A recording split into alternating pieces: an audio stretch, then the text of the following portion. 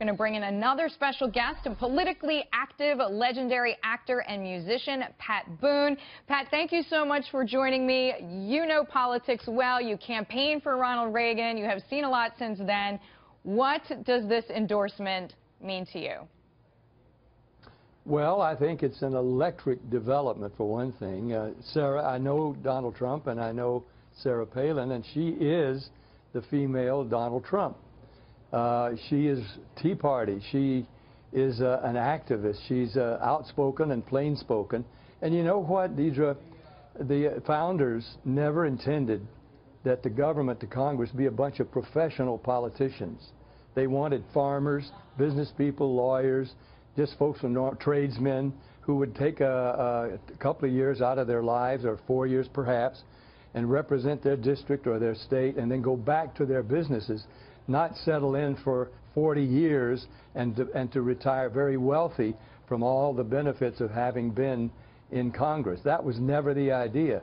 So now I think people are yearning for that kind of a representation, not professional politicians. They don't have to even have known how all the intricate workings of politicking are. They've come to, like Jimmy Stewart, and the man who went to Washington. He came as just a citizen, and he found that people had played all these crazy games, you know, go along to get along, do a favor for me, I'll do a favor for you. He says, I came here to represent the people. So, Pat, let me ask you. And that's what we're looking for. That point is so well taken. You said Sarah Palin is the female Donald Trump. In many ways, she has a lot more support from the conservative side of the party, the most conservative element. Yeah. So in that way, yes. I almost feel like she helps him more. No doubt about it. In fact, I did endorse her. And of course, earlier in this campaign, I was supportive of a guy like Mike Huckabee, who had been a governor of a liberal state and a very good governor, and re-elected. I knew Mike Huckabee could be a terrific president because of his experience. And I also like Chris Christie for the same reason. If I were picking a team right now to win this election, and I don't care which of the candidates is it, if it's opposite Hillary Clinton, I'm for whoever it is. But if I were picking the team, I would pick Donald Trump and Carly Fiorina or Ben Carson. Okay. I don't think that Sarah wants to be vice president now. She could probably do just as well as she could have, of course, with John McCain, but I'm not sure she wants to take on that load again. However, a woman like Carly Fiorina would be a fantastic backup to a man like Donald Trump, who, sure, he's not a professional politician, and I think most of us these days don't want a professional politician. Well, to your point, Pat, that is one reason he seems to come across as authentic. I want to bring you the latest from these Real Clear Politics average for Iowa, because we're just 2 weeks away, showing there's a virtual deadlock between Donald Trump and Senator Cruz. Now, of course, this data came out before Palin's endorsement. Senator Cruz making these comments yesterday. Listen, Donald, the last couple of days has been a little rattled. His poll numbers went down and he got a little upset.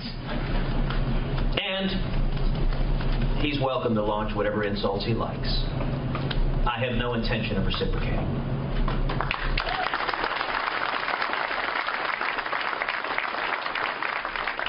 Not only am I not going to assault Donald Trump, I will continue to sing his praises personally, but I do think policy differences are fair game. So, Pat, do you think that Senator Cruz is taking the high road and should do so, or is there something else afoot? I mean, they are in contention right now to be the front runner. Well, it's certainly the high road. Of course, you know Reagan's 12th law, or is it the 11th law, never speak ill of a fellow Republican. Well, there's too much of that going on now, and it hurts both. Now, Cruz, he gives me credit because of millions of robocalls I made in the last election for helping him get elected in Texas, and I'm proud of that. And he would be a good candidate. He is a great candidate. I actually prefer Donald Trump or Christie because of their political experience, and government experience, and business experience.